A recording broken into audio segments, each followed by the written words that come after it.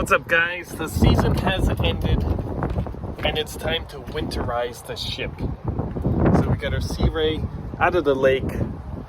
Very, very sad time of year. And now it's time to winterize it. I'm just going to tell you a few very important tips on how to properly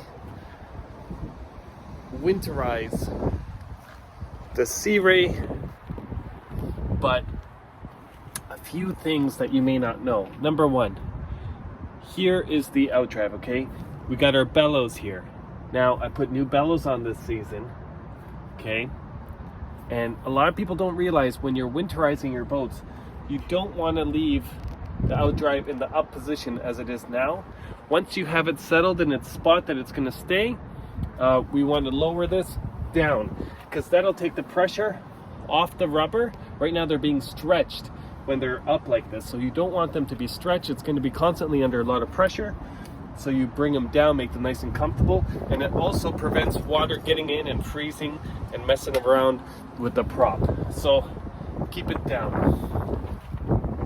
Okay, now I get some antifreeze. This is concentrate, so it's not pre-mixed with water, and I put it in a little squeezy bottle here. And I'm gonna put antifreeze everywhere that water would be.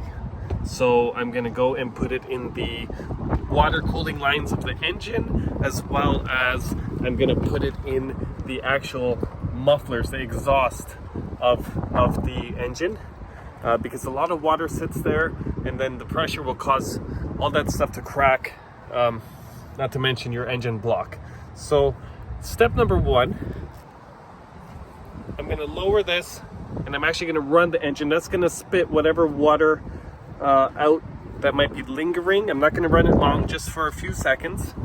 Then I'm going to shut it down, and then I'm going to release water from the individual mufflers. This is a V8, has two exhaust mufflers. And at the bottom there's little bolts to release, and that'll let the water drain out. So I'm going to do that, and then I'm going to start squeezing a bunch of antifreeze into the system.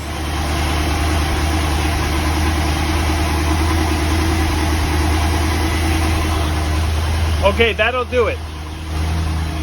Now we'll shut it off. And if we go outside, we're going to see what kind of water it spat out just by doing that.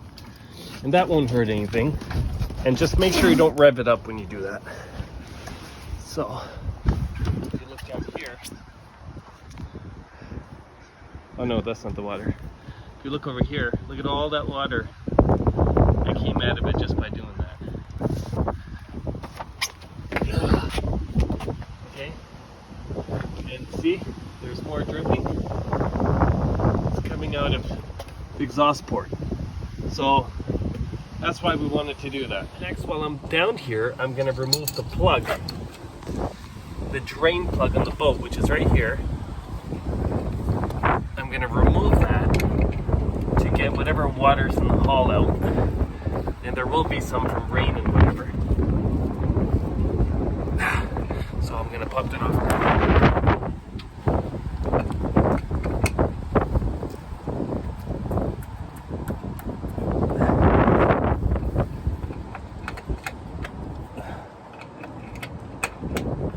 So the whole goal here is whatever water's in the boat, get it out.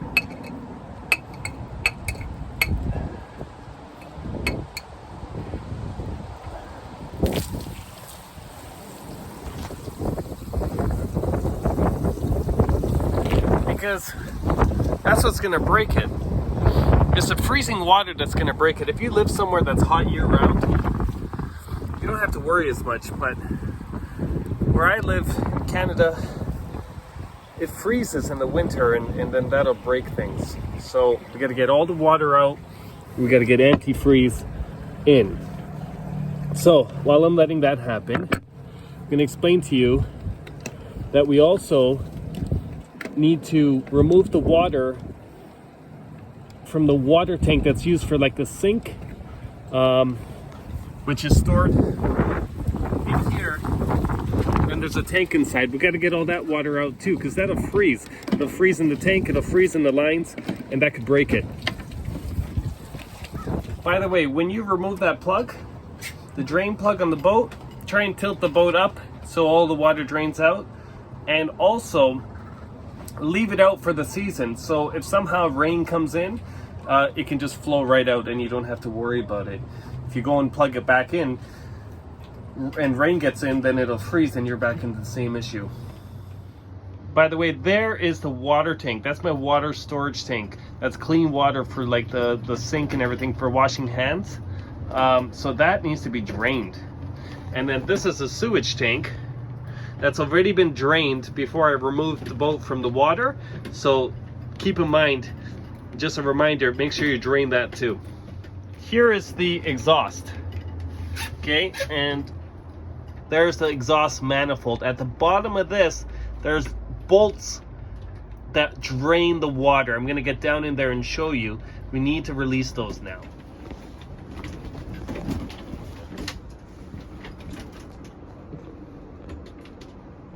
Okay, let's see if we can see it. Okay, let's take a look. So if we go down and we look underneath, see this? There's one here. There should be another one on this side, over here. We've got to release those on both manifolds, and that'll get the water out. So that's been draining for like a minute already, and it's still going. That's all coming out of the exhaust manifold. That's why they always break, because people forget to do this part, and it's just filled with water in there. And even though I started the engine, it doesn't spit it all out, because a lot of it sits pretty low, and it freezes and that pressure cracks the cast block. So very crucial you do that step. Okay, drain the manifold. Now here's the hose that goes from the water pump into the exhaust manifold.